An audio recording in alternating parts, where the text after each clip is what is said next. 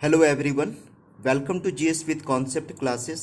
आज हम लोग बीपीएससी 66 के मेंस के लिए जो इकोनॉमिक सेक्शन का जो खंड है, आप लोगों का जीएस पेपर 2 का जो एरिया है, उससे रिलेटेड जो भी इम्पॉर्टेंट टॉपिक्स है जहां से क्वेश्चन पूछने जाने की प्रबल संभावना है, उन सारे टॉपिक्स को मैंने एक जगह कलेक्ट किया है।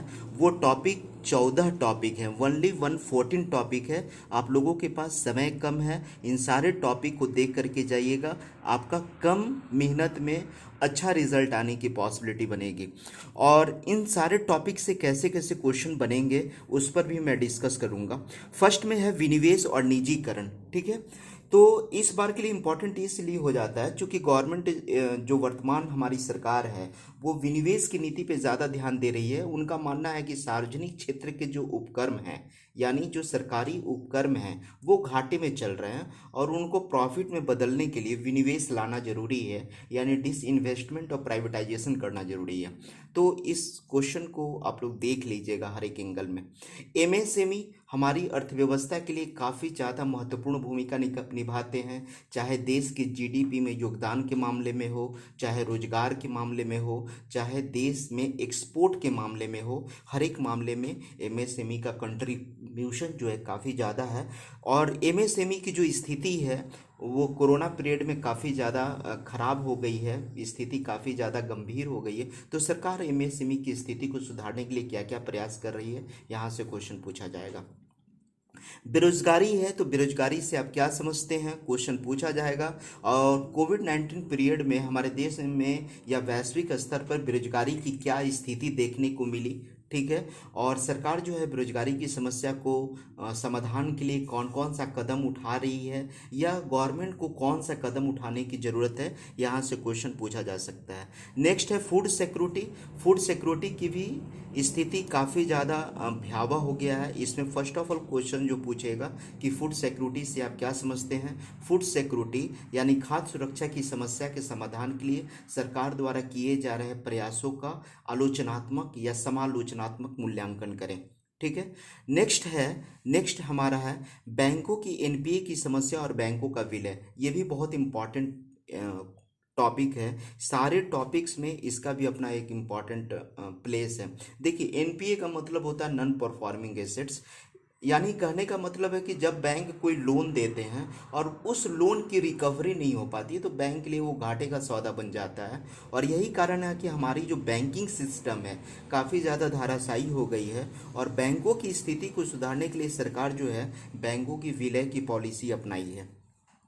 नेक्स्ट हम लोग देख लेंगे कि कृषि अधिनियम और न्यूनतम समर्थन मूल्य, वेरी वेरी इंपॉर्टेंट सेक्शन है इस बार के लिए, क्योंकि इस बार किसान आंदोलन भी हुए। जो भी एग्रीकल्चर एक्ट बना था उसके एगेंस्ट में, उसके विरोध में किसानों ने लंबे समय तक आंदोलन किया और अभी भी सरकार से सहमति नहीं बन पाई है। और सरकार और किसानों के बीच एक ही मुद्दा रहा कि क्या सरकार हमारी न्यूनतम समर्थन मूल्य को खत्म कर देगी।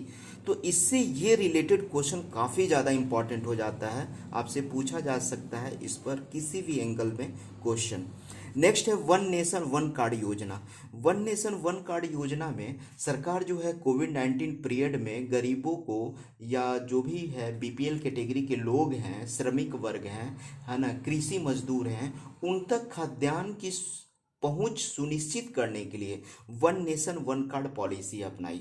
One nation one card policy का फायदा ये है कि कोई भी मजदूर जो है किसी भी स्टेट में रहेंगे, उस कार्ड की बदौलत जो है सरकार जो भी अनाज देती है उसको वो ले सकते हैं, फायदा उठा सकते हैं। नेक्स्ट है व्यापार सुगमता सूचकांक, जिसे हम लोग ईज ऑफ डूइंग बिजनेस कहते हैं। तो आप देखेंगे कि कोरोना पीरियड में व्यापार सुगमता सूचकांक में क्या हरासमेंट आया है। अभी आप देखेंगे अंकटाड कम की रिपोर्ट आई थी, उसके अनुसार जो है सबसे ज़्यादा एफडीआई प्राप्त करने वाला जो देश रहा वो चाइना रहा है। अभी इंडिया जो है चौथे नंबर पे है।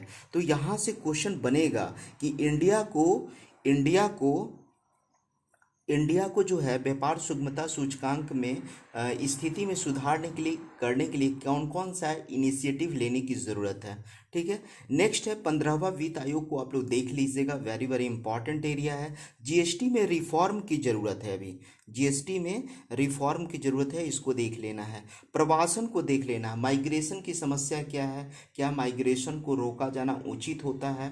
ठीक है, माइग्रेशन एक एंगल से देखा जाए तो उसका पॉजिटिव साइड भी है, लेकिन दूसरे एंगल से देखा जाए तो निगेटिव साइड भी है। तो और सरकार जो है माइग्रेशन को, अंतर्राष्ट्रीय माइग्रेशन को रोकने के लिए क्या क्या प्रयास कर रही है। अंतर्राष्ट्रीय माइग्रेशन रुकता है तो उससे हमारी गवर्नमेंट को क्या लॉस हो सकता है, ठीक है, हमारी अर्थव्यवस्था को क्या लॉस हो सकता है, इस सारे एंगल से क्वेश्चन पूछा जा सकता है। नेक्स्ट है औद्योगिकीकरण की स्थिति और बेरोजगारी की समस्या। देखिए अभी जो है इंडस्ट्रियलाइजेशन करने की ज़रूरत है। अगर औद्योगिकीकरण अगर हमारे देश में होता है तो बेरोजगारी की समस्या का समाधान किया जा सकता है, क्योंकि हमारे देश में जो सेवा क्षेत्र है, सर्विस सेक्टर है, वहाँ की स्थिति अच्छी है, लेकिन बेरोजगारी की समस्या के समाधान के लिए सर्विस सेक्टर उतना इम्पॉर्टेंट रोल प्ले नहीं कर सकता है जितना कि आपका इंडस्ट्री सेक्टर कर सकता है। तो आप लोग इस क्वेश्चन को हर एक एंगल में देख लीजिएगा। फिर कृषि मंडी को आप लोग देख लीजिएगा, कृषि विपणन, एग्रीकल्चर मार्केटिंग।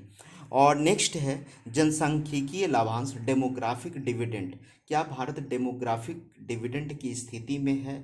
डेमोग्राफिक डिविडेंड से क्या समझते हैं, इसके फ़ायदे क्या हैं, इसका फ़ायदा उठाने के लिए सरकार को कौन कौन सा इनिशिएटिव कदम उठाने की ज़रूरत है। ठीक है, तो आप इतने क्वेश्चन को करेंगे, इतने टॉपिक को करेंगे तो डेफिनेटली है आपका जो है क्वेश्चन जो है टच कर जाएगा। ठीक है, okay okay for watching this video.